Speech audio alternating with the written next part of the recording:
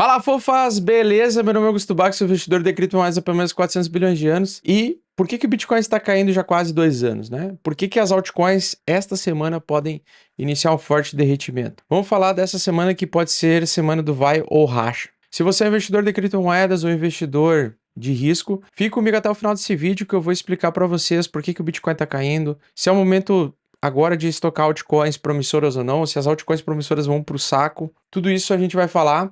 Fique comigo até o final do vídeo, deixa o like, se inscreva no canal que mais cresce no Brasil e depois do vídeo comente aqui colocando a sua opinião, tá?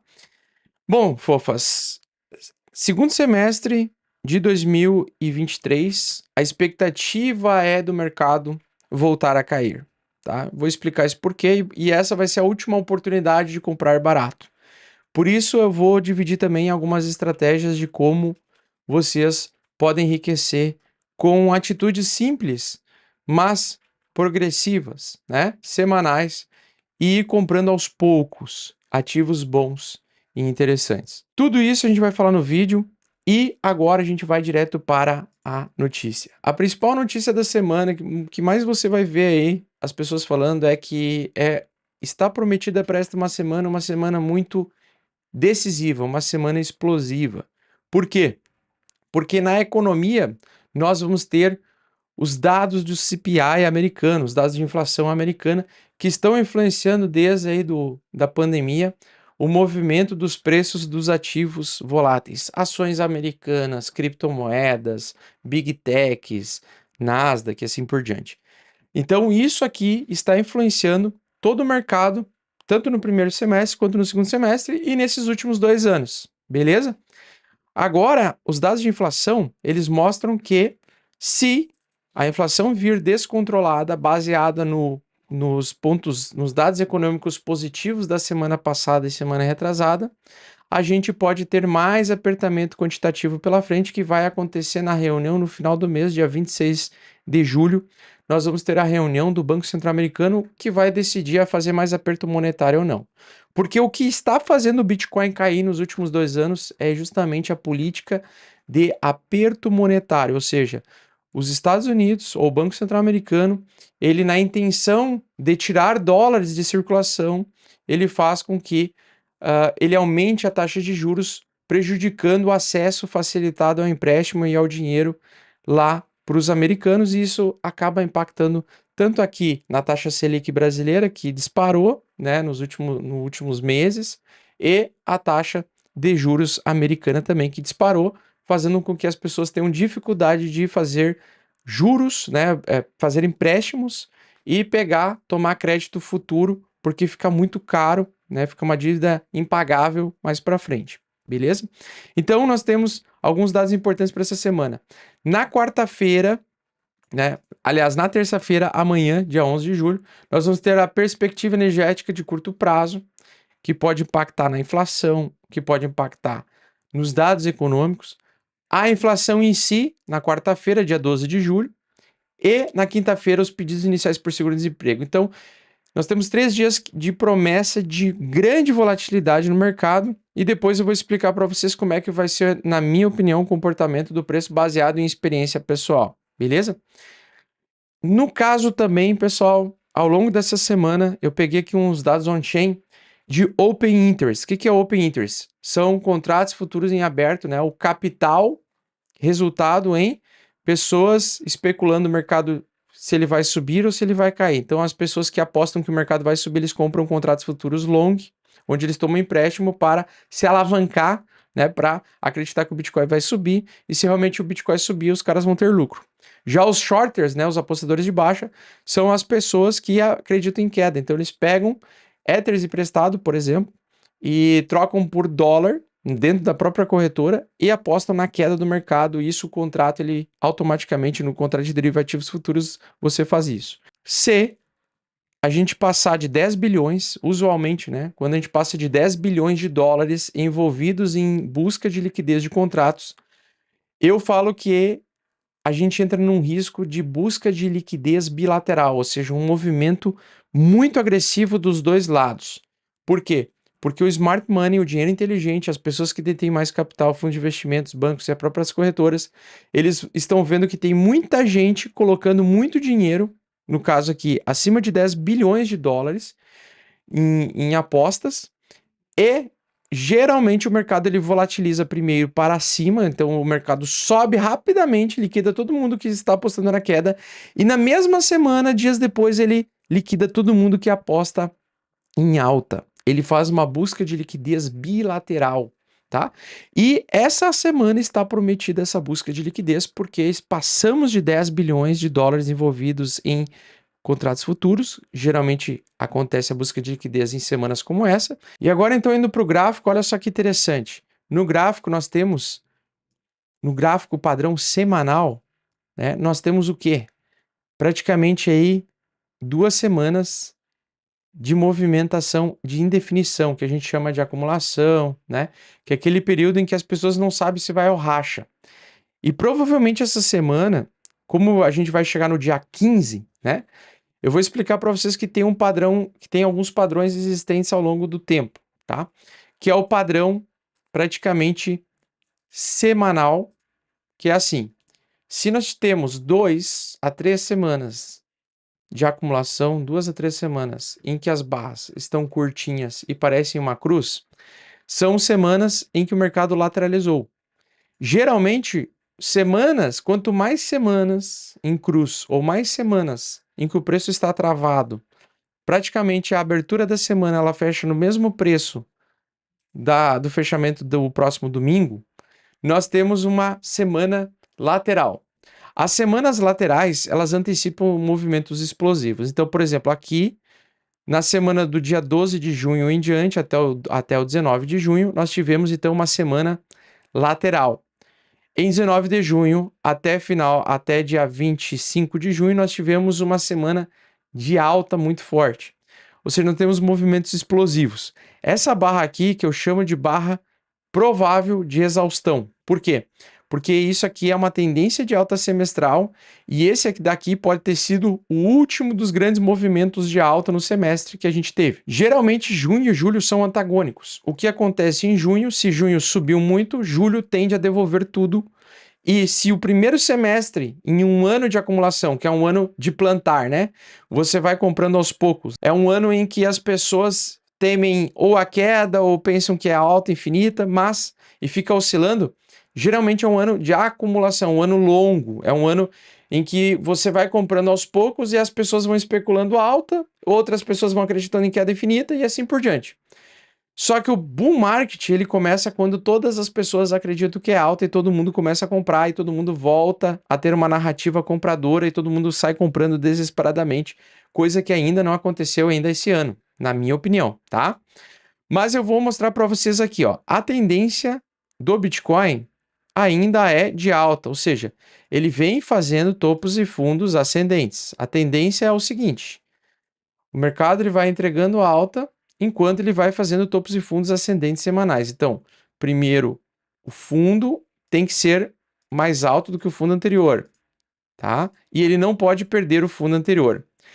Quando ele perde o fundo anterior, se no caso do Bitcoin a gente perdeu os 25 mil dólares, a gente vai reverter a tendência e a tendência vai ser semestral de baixa. Então, a primeira coisa que a gente precisa ver para o mercado reverter tendência, coisa que ainda não aconteceu, é a perda do fundo anterior no semanal. Então, no semanal, a tendência ainda é de alta, Porém, como eu mostrei aqui para vocês essa barra aqui, ó, essa pode ser uma barra de exaustão da força compradora, ou seja, os compradores eles já não estão ficando mais tão fortes quanto antes. Percebam que, à medida que o preço vai subindo, o volume de negociação, a quantidade de negociação vai diminuindo, tá vendo? E o volume de negociação no preço mais importante, mais interessante para o smart money é aqui embaixo, é o pico de volume desse último ano, tá? Nesse ponto, nós temos o maior interesse comprador existente. Então, provavelmente, o smart money, em algum momento, vai querer formar o topo do Bitcoin próximo aos 35 mil dólares, ou mesmo no preço atual, nos 31.500, a última vez que ele formou topo. Mas eu, Augusto, acredito que ele tem sim espaço para subir mais e na mesma semana devolver tudo, tá? Porque é uma semana de busca de liquidez bilateral. Ou seja, na minha opinião, o mercado vai subir forte primeiro para depois entregar grande queda, tá? E forte eu digo assim, em 3, 4 dias ele sobe, sai os dados de inflação, se a inflação vir abaixo do esperado, o mercado dá uma disparada de alta, todo mundo acha que é alta infinita, e aí chega quinta-feira, sexta-feira, sábado, domingo, o mercado começa a derreter e o smart money vem buscar liquidez abaixo dos 28 mil dólares, no caso do Bitcoin, abaixo dos 25 mil e abaixo dos 22 mil dólares, que são os fundos anteriores. Porque aqui tem muita gente que está presa em operação acreditando que é alta infinita. Tem muita liquidez, tem 10 bilhões de dólares ou mais em jogo nos contratos futuros para serem liquidados exatamente nessas posições, porque as pessoas, os traders iniciantes, eles sempre colocam a posição stop loss nas mesmas regiões. Então é muito claro que tem muita gente que vai ser estopada aqui e muita gente que vai ser estopada aqui. E onde é que o Smart Money vai querer comprar no final do ano? Exatamente no preço mais baixo possível, 16 mil dólares, 12 mil dólares, 9 mil dólares. É a região de desespero, é a região que leva um semestre para o mercado cair, mas se acontecer, é ali que o Smart Money vai querer comprar e ele pode sim manipular o preço para fazer exatamente isso, certo?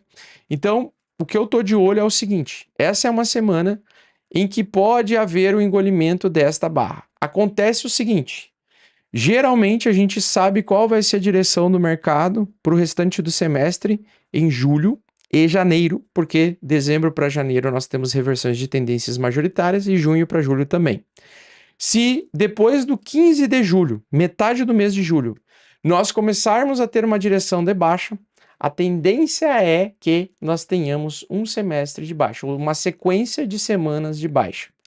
Pode parecer loucura, você pode achar que eu estou ficando louco, mas eu quero mostrar para vocês o total do tamanho das altcoins. E é por isso que eu quero falar sobre o risco que nós temos. Enquanto o Bitcoin está no semanal em alta, as altcoins, há 5 semanas atrás, entraram com forte tendência de baixa. E se você for ver várias altcoins, por exemplo, como a SNX, olha o quanto ela já caiu esse ano, ela já caiu mais de 90% e continua caindo. Continua fazendo topos e fundos descendentes. Então as altcoins têm tudo para derreter. Olha a ApeCoin, queda infinita, tá? A ApeCoin, por enquanto, caindo forte.